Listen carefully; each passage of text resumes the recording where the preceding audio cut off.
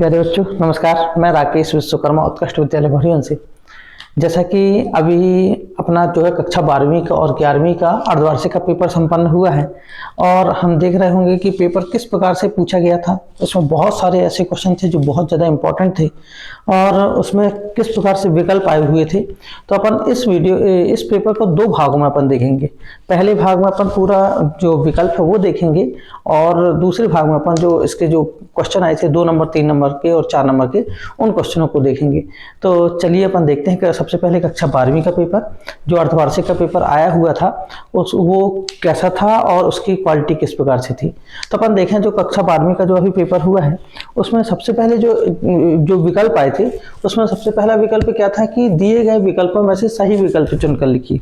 जो सही विकल्प चुनकर लिखने थे उनमें से तो पहला जो था उसमें क्या था, किसी तार का विशिष्ट प्रतिरोध निम्नलिखित में से किस कारक पर निर्भर करता है। किसी तार का विशिष्ट प्रतिरोध निम्नलिखित में से किस कारक पर निर्भर करता था। उसमें 4 ऑप्शन दिए गए थे। पहला तार का पदार्थ, दूसरा तार का व्यास, तीसरा तार की लंबाई और चौथा था तार का द्रव्यमान। तो इसका जो सही आंसर था वो तार का पदार्थ था। यानी इसका जो सही आंसर था तार का पदार्थ। यानी किसी तार का जो विशिष्ट प्रतिरोध होता है वो तार के पदार्थ पर क्या करता है, निर्भर करता है। ठीक है, चलिए अपन दूसरा इसका क्वेश्चन था, एक प्रोटॉन पर न्यूनतम आवेश होता है। तो देखिए एक इलेक्ट्रॉन का जो न्यूनतम यहाँ पर जो पूछा गया है प्रोटॉन पर न्यूनतम आवेश, हम अधिकतर याद रखते हैं कि इलेक्ट्रॉन पर। तो इसमें जो ऑप्शन दिए गए थे वो 1.6 × 10 की घात ऋण 6, दूसरा जो दिया गया था 1.6 × 10 की घात ऋण 18 कूलम, तीसरा था 1.6 × 10 की घात ऋण 19 कूलम और चौथा ऑप्शन जो दिया गया था 1.6 × 10 की घात ऋण 17 कूलम। तो देखिए यदि हम देखें तो एक प्रोटॉन पर जो आवेश होता है 1.6 × 10 की घात कितना होता है, ऋण 19 कूलम होता है। यदि इलेक्ट्रॉन पूछ लेता तो यहाँ पर क्या आता, माइनस, क्योंकि प्रोटॉन है तो प्रोटॉन धनावेशित होता है तो कितना होता है यहाँ पर प्लस में रहेगा। तो इसका जो सही आंसर होगा वो कितना होगा, 1.6 × 10 की घात ऋण 19 कूलम। चलिए तीसरा क्वेश्चन अपन देखते हैं सी का। सी धारिता के संधारित्र को Q आवेश देने पर उसमें संचित ऊर्जा कितनी होगी। संधारित्र कितना है, धारिता कितनी है, सी है, आवेश कितना दे रहा है, Q दे रहा है और उसमें संचित ऊर्जा कितनी होगी ये पूछ रहा है। इसके जो ऑप्शन है वो कितने हैं, 1/2 C/2, दूसरा है 1/2 Q²C, तीसरा है Q²/C और चौथा है CQ²। तो देखिए संचित जो ऊर्जा होती है यदि देखा जाए तो इसमें कितना होता है कि संचित ऊर्जा E बराबर होती है 1/2 CV² होती है। ठीक है, लेकिन ये ऑप्शन यहाँ पर कहीं भी नहीं दिया गया।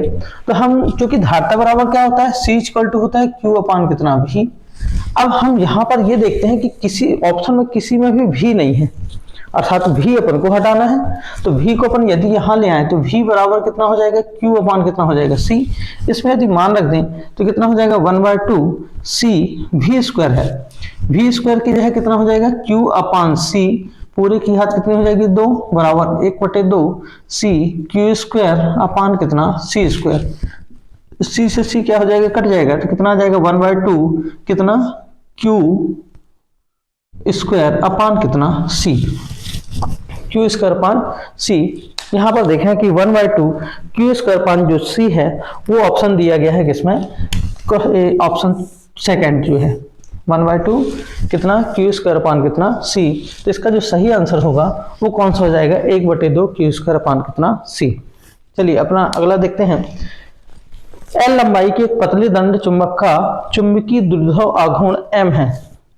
इसे एक अर्धवृत्ताकार चाप में मोड़ा जाता है तो इसका चुंबकीय द्विध्रुव आघूर्ण क्या होगा। यहाँ पर है पहला ऑप्शन M, दूसरा है M × 2L, तीसरा है M/L और चौथा कितना है 2m/π। तो इसका जो सही आंसर है वो कितना है, 2m/ कितना है पाई, 2m/π।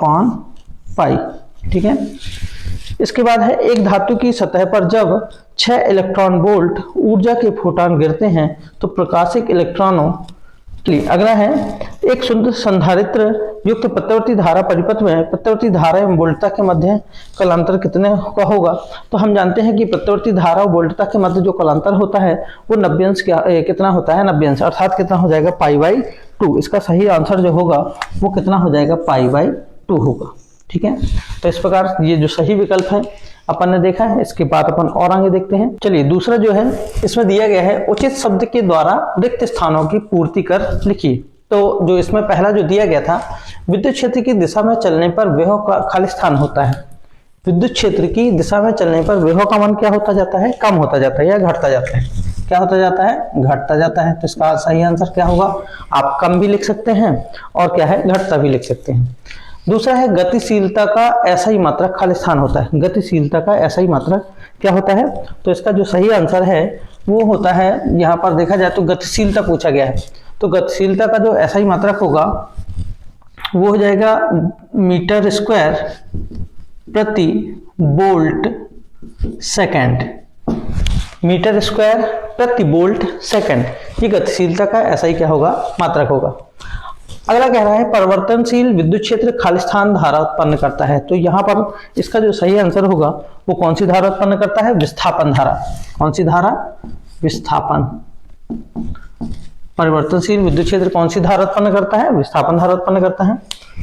जल के भीतर वायु का बुलबुला, ये क्वेश्चन अनेकों बार पूछा गया है। जल के भीतर वायु का जो बुलबुला है वो अपसारी लेंस या उत्तल लेंस, ये अवतल लेंस, अवतल लेंस, अवतल लेंस या हम अपसारी लेंस भी कह सकते हैं। अपसारी लेंस, अपसारी लेंस की भांति क्या करता है, व्यवहार करता है। अल्फा कण खालिस्तान परमाणु का नाभिक होता है। तो अल्फा कण जो है हीलियम परमाणु का नाभिक होता है, हीलियम परमाणु का नाभिक होता है। हाइड्रोजन परमाणु की खालिस्तान स्पेक्ट्रमी श्रेणी पूर्णतः परावैंगनी भाग में है। तो इसका जो सही आंसर है हाइड्रोजन परमाणु की खालिस्तान, तो यहाँ पर लाइमन श्रृंखला, लाइमन श्रृंखला, लाइमन श्रेणी कह सकते हैं या श्रृंखला कह सकते हैं।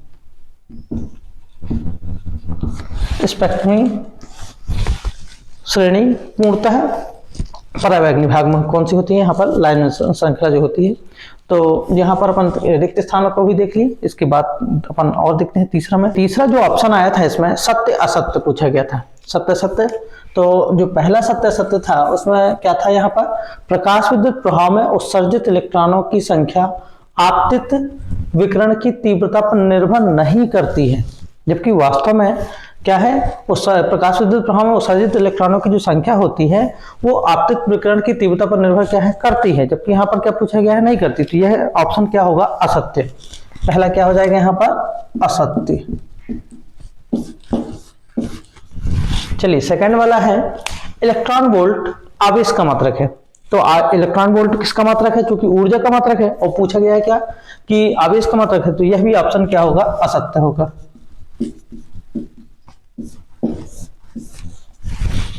तीसरा है प्रत्येक गतिमान कण के साथ एक तरंग संबद्ध होती है। तो यह ऑप्शन जो है सत्य है, क्योंकि न्यूटन ने कणिका सिद्धांत दिया था, यानी ये बताया था न्यूटन वैज्ञानिक ने कि प्रकाश जो है कणों से मिलकर बना होता है, और हाइगन ने ये बताया था कि प्रकाश किससे मिलकर बना होता है, तरंगों से। लेकिन डी ब्रॉगली ने ये बताया कि वास्तव में प्रकाश कणों से तो मिलकर बना होता है, लेकिन प्रत्येक गतिमान कण के साथ उसकी तरंग क्या होती है, संलग्न होती है। तो यह जो ऑप्शन होगा वो क्या होगा, सत्य होगा।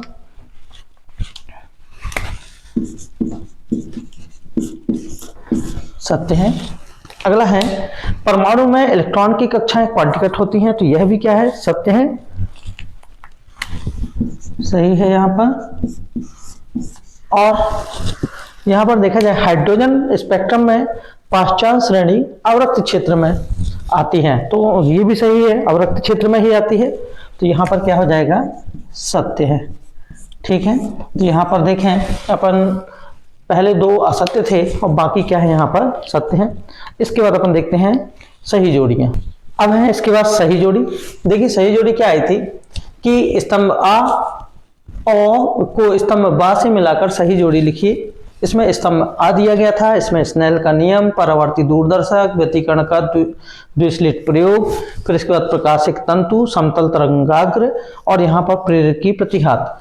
स्तंभ में जो बा है उसमें दिया गया था एक्सएल बराबर ओमेगा एल, पूर्ण आंतरिक परावर्तन, अपवर्तन, अनंत पर प्रकाश स्रोत, क्रिस ग्रेन और थॉमस यंग। तो चलिए अपन देखते हैं इसमें। यदि देखें सही उत्तर जो अपना है,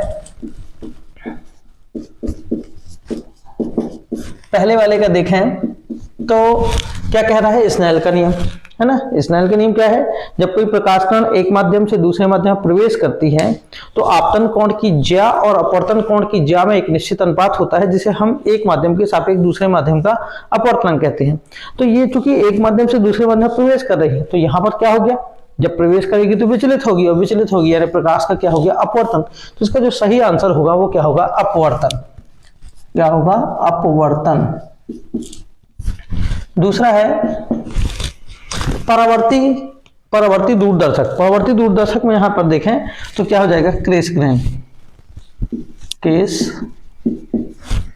ग्रेन, ठीक है।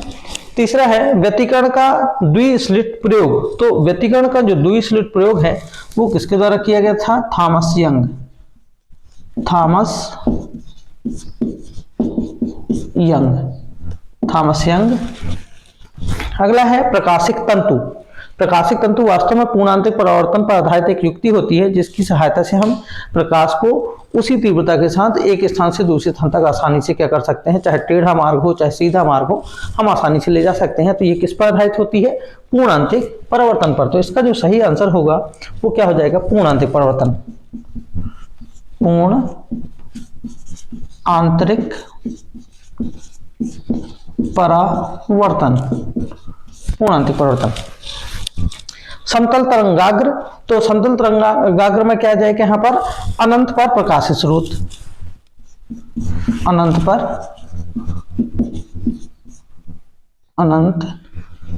पर प्रकाश स्रोत, ठीक है। अगला लास्ट बचा है प्रेरकी प्रतिघात। प्रेरकी प्रतिघात क्या होता है, एक्सएल बराबर ओमेगा एल, एक्सएल बराबर ओमेगा एल।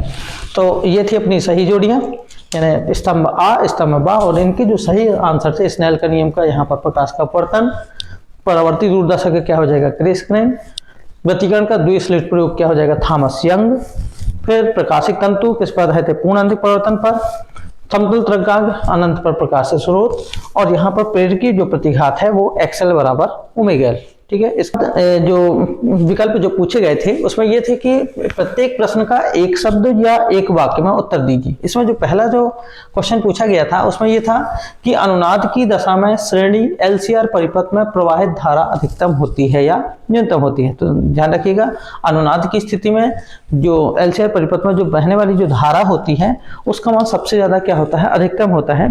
तो यहाँ पर सही जो ऑप्शन होगा वो क्या होगा, धारा का मान क्या होता है, अधिकतम। और यानी अपन लिखेंगे अनुनाद की दशा में श्रेणी एलसीआर परिपथ में प्रवाहित धारा का मान क्या होता है, अधिकतम होता है। अधिकतम क्या होता है, यहाँ पर अधिकतम होता है। दूसरा कह रहा है कि किसी चुंबक के चुंबकीय आघूर्ण की दिशा क्या होती है। तो किसी चुंबक के चुंबकीय आघूर्ण की जो दिशा होती है वो दक्षिणी ध्रुव से उत्तरी ध्रुव की ओर होती है। तो इसका सही आंसर क्या हो जाएगा, दक्षिणी ध्रुव से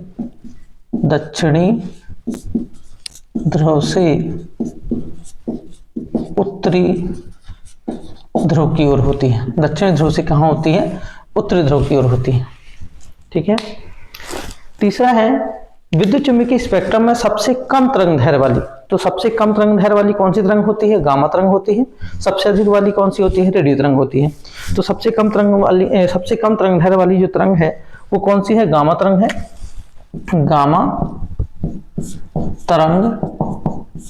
गामा तरंग होती है, और इसकी जो तरंग दैर्घ्य होती है 1 नैनोमीटर से भी क्या होती है, कम होती है। 1 नैनोमीटर से भी क्या होती है, कम होती है, ठीक है। 1 नैनोमीटर से भी क्या होती है, कम होती है। तो सबसे कम तरंग दैर्घ्य वाली जो यानी अपन देखें तरंग दैर्घ्य कौन सी होगी, गामा तरंग होगी। ध्यान रखिए कि कभी वेदन क्षमता पूछता है तो सबसे ज्यादा वेदन क्षमता इसकी होती है, गामा तरंग की, ठीक है। अब किस स्थिति में प्रिज्म के अंदर अपवर्तित किरण प्रिज्म के आधार के क्या हो जाती है, समांतर होती है। तो यहाँ पर यह है कि किस स्थिति में, तो हम जानते हैं कि जब जो प्रिज्म देखा जाए तो न्यूनतम विचलन की स्थिति में होता है। न्यूनतम विचलन की स्थिति में यहाँ पर क्या हो जाएगा कि जो अपवर्तित किरण होती है प्रिज्म के आधार पे क्या हो जाती है, समांतर। तो कौन सी स्थिति यहाँ पर आएगी, न्यूनतम विचलन की स्थिति में। न्यूनतम विचलन की स्थिति में, न्यूनतम विचलन की स्थिति में प्रिज्म के जो अंदर है अपवर्तित किरण प्रिज्म के आधार के क्या हो जाती है, समांतर हो जाती है। यानी अपन देखें तो ये इस तरह से बनता है चित्र। यहाँ पर ये आपतित किरण यहाँ से अपवर्तित होती है तो ये हो जाएगी, और ये हो जाती है यहाँ पर विचलन। तो आपतित ये कह रहा है कि जो अपवर्तित किरण है ये वाली प्रिज्म के आधार के क्या हो जाती है, समांतर। तो ये स्थिति कौन सी स्थिति होती है, जब न्यूनतम प्रिज्म जो है न्यूनतम विचलन की स्थिति में होता है। अगला है एम्पियर का परपथी नियम का गणितीय रूप लिखिए। ये जो क्वेश्चन है अनेकों बार परीक्षाओं में पूछा गया है। तो वास्तव में इसमें बतलाया क्या गया है कि इस नियम के अनुसार निर्वात में किसी बंद वक्र के चारों ओर जो चुंबकीय क्षेत्र B का जो रेखीय समाकलन होता है उस वक्र के द्वारा घिरी कुल धारा I का म्यू0 गुना होता है।